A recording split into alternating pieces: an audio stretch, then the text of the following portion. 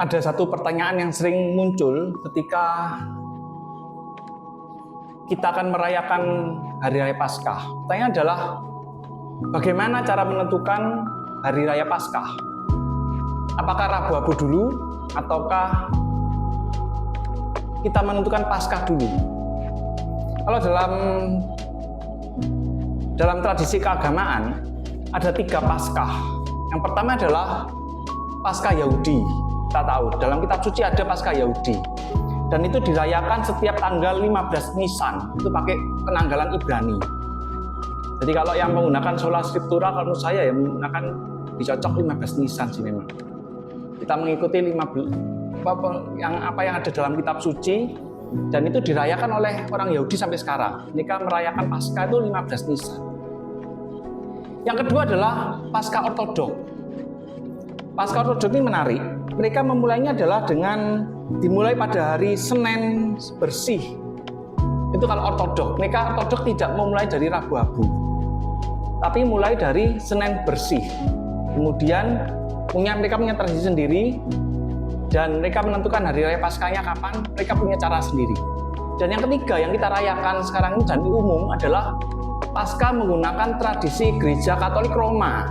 Jadi yang kita rayakan ketika kalau di Indonesia ini ada yang hari Jumat Agung, kemudian kita tahunya itu Sabtu Suci, Hari Raya Paskah, itu adalah sebenarnya tradisi Katolik Roma. Nah, yang menggunakan sola scriptura mungkin bisa mempertanyakan apa dasarnya mereka menentukan Paskah sebenarnya. Saya akan menjelaskan dengan tradisi Katolik. Tradisi Katolik adalah pertama menentukan Hari Raya Paskah. Caranya bagaimana? Caranya adalah pada tanggal 21 Maret itu adalah titik equinox.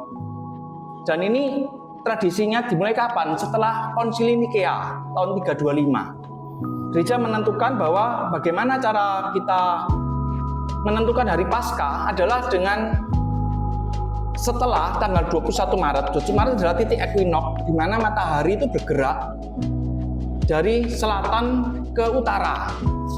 Dan itu adalah menandai awal musim semi. Dan tanggal 21 Maret adalah pas matahari berada di titik khatulistiwa, ada titik equinox, dan akan bergerak ke arah utara. Nah, setelah tanggal 21 Maret akan dicari kapan bulan purnama yang pertama. Dan setelah ditentukan ketemu bulan purnamanya kapan, setelah 21 Maret, maka minggunya adalah Hari Raya Paskah.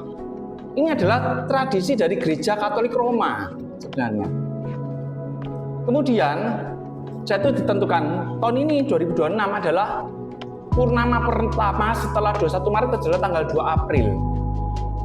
Karena itu kemudian hari minggunya tanggal 5 April kita merayakan Hari Raya Paskah. Itu dalam tradisi Gereja Katolik Roma sekali lagi. Kemudian, mengapa kok ada Rabu Abu? Jadi kita harus membedakan 2 hal. Yang pertama adalah Hari Prapaskah. Hari-hari Prapaskah 40 hari, dan yang kedua adalah hari-hari pantang dan hari puasa. Yang pertama adalah hari Prapaskah. Prapaskah dimulai kapan? Dimulai hari Minggu pertama Prapaskah. Jadi kita memulai hari Minggu Prapaskah pertama adalah tanggal 22 Februari sampai hari Kamis sore, ketika Kamis Putih. Sebelum perayaan Kamis Putih, itu hari Kamisnya itu adalah hari terakhir masa Prapaskah. Bisa dihitung, nanti dihitung ketemu 40 hari. Itu adalah 40 hari Prapaskah, masa Prapaskah. Kemudian mengapa kok dimulai Rabu Abu? Itu juga ada alasannya. Jadi bedakan antara hari Prapaskah dengan hari pantang. Dalam tradisi Gereja Katolik, hari Minggu adalah hari kebangkitan Tuhan. Karena itu dalam tradisi gereja tidak boleh melakukan pantang atau puasa. Karena itu supaya menggenapi 40 hari maka dihitung mulai dari Rabu Abu sampai Sabtu Suci.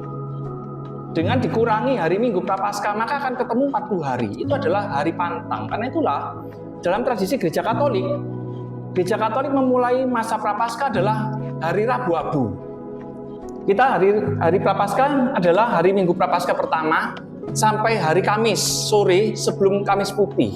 Dan itulah masa terakhir, hari terakhir adalah dari masa Prapaskah. Kemudian kita setelah Kamis Putih, kita akan memasuki Trihari Paskah. Seringkali kita salah menganggap juga, dipikir Trihari Paskah adalah Kamis Putih, Jumat Agung, Sabtu Suci. Itu salah besar.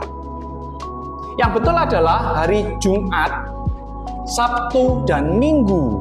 Itulah Trihari Paskah sebenarnya. Dalam tradisi Gereja Katolik menggunakan tradisi Yahudi juga, hari Jumat Agung itu perayaannya dimulai kapan? Dimulai Kamis sore. Dengan ketika kita merayakan hari perayaan Ekaristi Kamis Putih. Itulah kita membuka Trihari Paskah dan kita memasuki Jumat Agung sebenarnya.